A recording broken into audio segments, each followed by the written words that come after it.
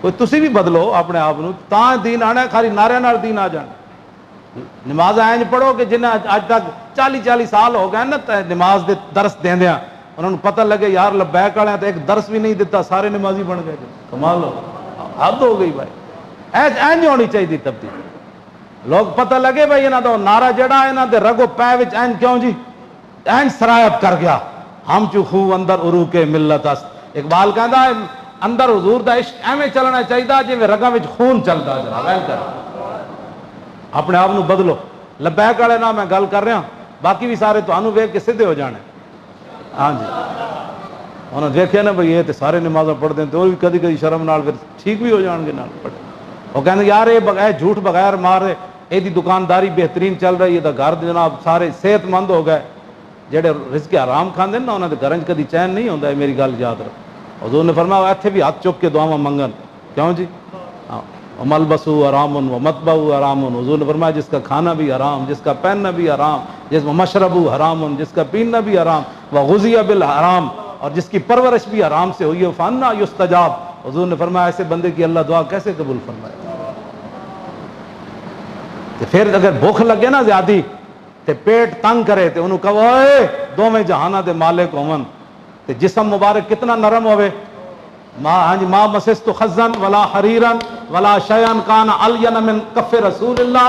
انس بن مالک کہندے میں 10 سال حضور دی خدمت کی تھی، میں جدوں بھی سلام لیا تے حضور دے ہاتھ اتنے نرم سن، نہ کوئی جو ریشم نہ کائنات دی کوئی اور شے نرم سی جڑے حضور دے ہاتھ نرم سن۔ تے اس پاکیزہ تے مقدس تے معطر اس بے ہاں جی ملائم جسم اتے، اتنے حسین جسم اتے حضور پتھر بندے رہے بھوک دی وجہ تے۔ وہ ساڈے واسطے سی، وہ تو دوویں جہاناں دے مالک سن۔ بہت بھوک لگے تو پھر یہ تصور کر لینا، جی مکان تنگ نظر آوے، جی میرا چھوٹا مکان ہے تو پھر ام المومنین دی روایت سامنے رکھنا کہ حضور دے گھر جڑا سی چھت، ام المومنین حضرت عائشہ صدیقہ فرماندیاں کتنا اونچا سی؟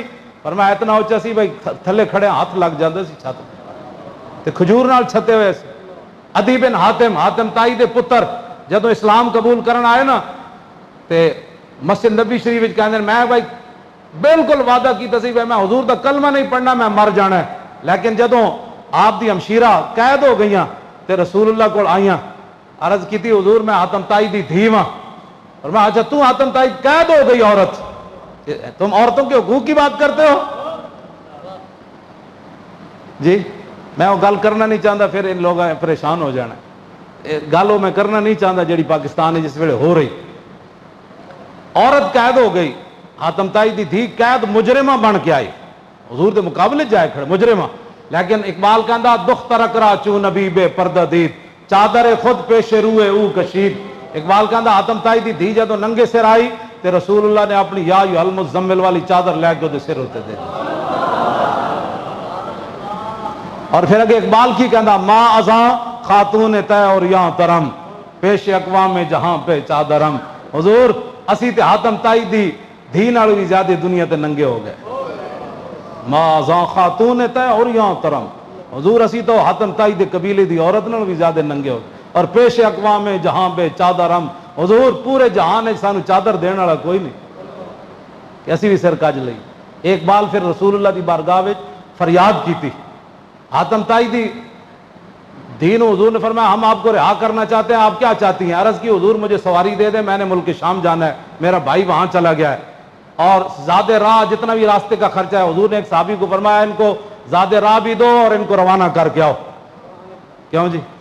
ان کو روانہ کر کے وہ جب کہیں نہ ملک شام تے عدی بن حاتم اگو آ گئے، انہوں نے کہا سنا کی بنیا؟ انہوں نے کہا نہ بھائی نہ ایتھے نہ پوچھ، جا رسول اللہ دے دربار ایک باری ویکھ تے صحیح نہ چلیا، ایک باری ویکھ تے آنا حضور نو، تو ایویں ڈرا پھردا جا۔ انہیں کہا دس تے صحیح، انہیں کہا دسن والی گل ہی کوئی نہیں، تو اتنے جائے گا تینوں پتہ لگے گا، تیری ہر ادا پہ ہے جاں فدا، مجھے ہر ادا نے مزہ دیا، کوئی تجھ سا ہوا ہے نہ ہوگا شہا، تیرے خالق کے حسن و ادا کی قسم۔ وہ کہنے میں پھر اتو چلیا، کہنے میں تو کدی سوچے بھی نہیں سی، میری ہمشیرہ نے میں نے جدو کیا کہ ایک باری جا کے ویکھتے صحیح ایویں لوگاں تیرے غلط باتاں کر دین۔ وہ کہنے میں گیا تے رسول اللہ مسجد نبی شریف تشریف فرما سن، حضور میں اٹھ کے کھڑے ہو گئے، میں نے ویکھیا حضور کہنے میرے دل نے گواہی دیتی اللہ دے نبی۔ پھر رستے ایک مائی بڈھی مل گئی رسول اللہ نے، انہیں اتنی لمبی گل کی تھی، عدی بن حاتم فرماندے میں تھک گیا، حضور نے ایک گل بھی نہیں فرمائی کہ بھائی اجازت دے دے، اور بھی بڑے کم مائی پھر وہ بھی بڈھی تے وہ بھی زنانی، زنانیاں دیاں گلاں تو ویسے ہی نہیں مکدیاں، تے بڈھی مائی ہوے تے وہ تو کہندی 24 گھنٹے میری گلاں سنتے رہو، تائیاں تو نوہ سس دی لڑائی ہوندی، نوہ کول اور بڑے کام ہوندے، برتن دھونے، بچیاں نے کھڈانا، اینج کرنا، بڈھی مائی کہندی نہیں ہن میرے کول بیٹھی رہے، گلاں ہی انہاں نوں بڑیاں آندیاں، بڑھاپے چ گلاں ہی کر۔ وہ مائی نے اتنی لمبی گل کی تھی، حضور نے ایک باری بھی نہیں فرمایا، کہندے میرے دل نے گواہی دیتی حضور اللہ دے نبی۔ اگلی گل جڑی میں کرن لگا نا وہ اصل ساری ہی اصل ہیں، لیکن ایک گل جڑی توجہ والی فرماندے جدوں گھر رسول اللہ دے آئے نا تے حضور دا جس گدا مبارک جس تے حضور آرام فرماندے سن او دے وچ کھجور بھری ہوئی سی، کھجور دے پتے بھرے ہوئے سن، او دے ضروری کوئی نہیں سی، او دے تے حضور سوندے سن اس جسم مبارک نال۔ تو تے میں کہ دین دا کیتا ہے ذرا دساں تو، سانو تو ایک ٹائم روٹی نہ ملے، دوسرے ٹائم اسی دین دے شکوے کرتے ہیں، حضور اس گدے ہوتے سوندے تھے، کہتے ہیں حضور نے انج رکھیا، فرمایا آپ بیٹھیں، میں کہا حضور آپ بیٹھیں، کہتے ہیں مجھے حضور گدے پر بٹھا کر حضور خود نیچے بیٹھ گئے۔ اسا دین واسطے کوئی کام کدی کیتا، اسی تو خود دین واسطے بیسے ننگو آر بن جاندے ہیں، لوگ ساڑے حوالے دے کے دین دے خلاف گفتگو کر، اے لبیک والے جی، اے لبیک والے جی، اے لبیک والے جی، عزت دا باعث بنو دین واسطے، لوگ تانوں مثالاں دین تہاڈیاں، کہندے ہیں پھر میرے دل نے گواہ، حضور نے فرمایا ادھی تو اس واسطے میرا کلمہ نہ پڑھدا کہ میرے غلام تھوڑے، تو اس واسطے نہ پڑھدا کہ طاقت غیراں کولے، تو اس واسطے نہ پڑھدا کہ امن تے سکون کوئی نہیں۔ عرض کی جی گل تو انجی ہے، حضور نے فرمایا ادھی ایک وقت آنے والا میرے غلام او کسرا بادشاہ دے دروازے تے اپنے گھوڑے جا بنن گے، سپر پاوراں فتح کر دے گا، تے اقتدار میرے غلاماں دے ہاتھ چ آ جائے گا۔ تے فرمایا تو غریبی دی وجہ تو نہ پڑھدا میرے غلام غریبن، حضور نے فرمایا ایک وقت آئے گا زکاتاں دین والے ہون گے، لین والا کوئی نہیں آئے گا، کیوں جی؟ تیسرا فرمایا تو کہنا امن کوئی نہیں، ایک وقت آئے گا قادسیہ تو ایک بڈھی مائی چلے گی، قادسیہ تو مکہ پاک آئے گی تو انہوں سوائے جنگلی درندے دے اور کسی دا خطرہ نہیں ہوئے گا، اتنا من آ جائے۔ عدی بن حاتم کہندے نے میں ویکھیا سی گھوڑے بھی جا بدے کسرا دربار تے، فرماندے نے یہ میں ویکھیا، اے بھی میں ویکھیا بھئی قادسیہ جو کلی زنانی چلی تے انہوں کوئی خوف کوئی نہیں سی، تے کہندے جے زندگی رہی تے اے بھی ویکھاں گا کہ بھئی زکات دین والے ہیں تے لین والا کوئی نہیں۔ اے پھر عمر بن عبدالعزیز دے زمانے چ پھر اسلام دیاں بہاراں آئیاں تے 8 صوبے چوں زکات واپس آ گئی، زکات دین والے ایسن لین والا کوئی نہیں۔ بس اس دین دیاں گلاں کرو، دیہڑی راتی وہی کام کرو۔ آخری میں حدیث پاک وہ مکمل کر کے وہ جڑا حضرت حذیفہ بن یمان والی، حضور نے فرمایا ان ھذا ملک لم ينزل الارض قط قبل ھذا، فرمایا یہ ایک فرشتہ ہے جو آج سے پہلے کبھی زمین پر نہیں آیا، استاذن ربہ، اس نے آج اپنے رب سے اجازت طلب کی ہے یسلم علیہ کہ یہ مجھے سلام کرنے جائے، اس نے آج رب سے اجازت طلب کی، پہلی بار زمین آسمان سے زمین پر آیا، کیا کہ مجھے سلام کرنے آیا، ویبشرنی، اور مجھے خوشخبری دینے آیا کہ بے ان فاطمہ سیدۃ نساء آل الجنہ، کہ میری بیٹی فاطمہ تمام جنتی عورتوں کی سردار ہے، وان الحسن والحسین سیدہ شباب آل الجنہ، فرمایا حسن اور حسین جنتی جوانوں کے کیا ہیں، بس بے ادب گستاخ فرقے کو سنا دے اے حسن کہ یوں کہا کرتے ہیں سنی،